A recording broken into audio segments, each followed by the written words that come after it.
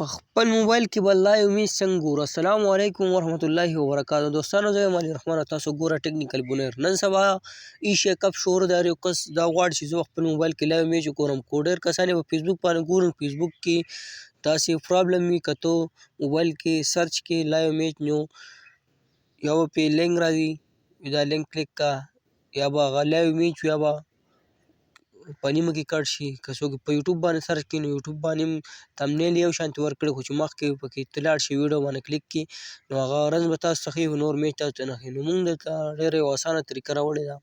ویډیو تر اخره پورې ګوره، ویډیو خپل ملګرو سره شیر کړئ او په دې کې موږ تاسو ته داسې طریقه ښیو چې دې کې مکمل فول ایچ ډي لایو میچ تاسو کتی شي ډېر په اسانه طریقه.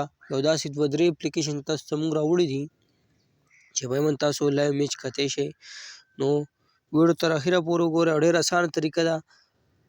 نه به ته پکې څه ایډ راځي، نه به څه نور څه پرابلم تاسو ته راځي. بس صرف یو دوه درې اپلیکیشن دي، هغه انسټال کړئ او ډېر اسانه طریقه ده، ویډیو تاسو کتی شئ. دوستانو فرسټ اف آل دې لپاره تاسو پلی سټور ته لاړ شئ. پلی سټور کې په فرسټ نمبر کوم اپلیکیشن چې دراز دی، دراز اپلیکیشن دی، تاسو پلی سټور کې راواړوئ. نو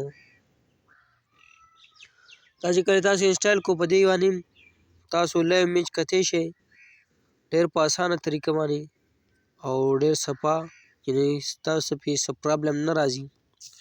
نو دې باندې تاسو لایو میچ کتی شئ.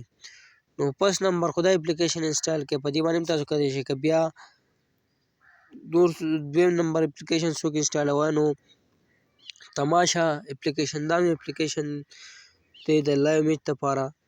نو دې باندې هم تاسو لایو میچ کتی شئ. کرکټ کوم نن سبا چې ایشیا کپ روان دی، دا هم ډېر یو ښه اپلیکیشن دی، خو په دې کې هم داسې څه پرابلم راځي چې هغه هم د فیسبوک په شان اپلیکیشن دی. دې نه هم خیر موږ پې لایو میچ کتی شي، خو بیا هم په ځینې ټایم کې لایو میچ چې دی هغه موږ ته په نیمه کې کټ کړي یا یې په ټایم باندې نه ښیي.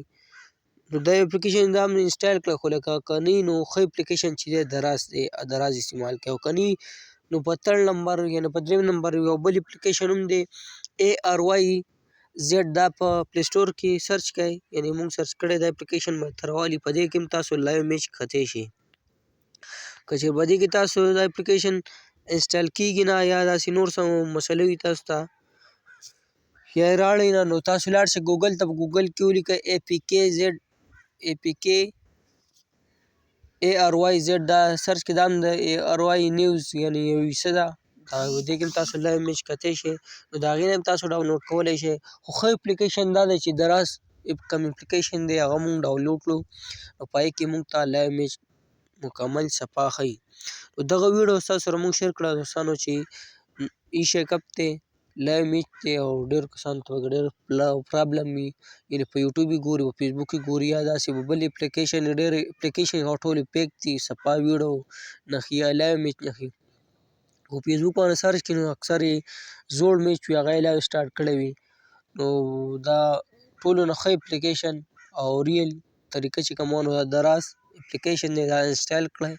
په دې کې تاسو لایو اپلیکیشن کتی شئ. نو دا ویډیو ستاسو سره موږ شیر کړه، تاسې هم شیر کړئ او داسې مزید ویډیوګانو دپاره زموږ پیج لایک او فالو کړئ. که زموږ ویډیو څوک په یوټیوب باندې ګوري نو داسې قسمي ویډیوګانو دپاره زموږ چینل ضرور سبسکرایب کړئ، هسې ویډیوګانې تاسو ته په ټایم باندې میلاویږي. موږ له راکړه اجازت په را روانو ویډیو کې میلاویږو. د الله په امان.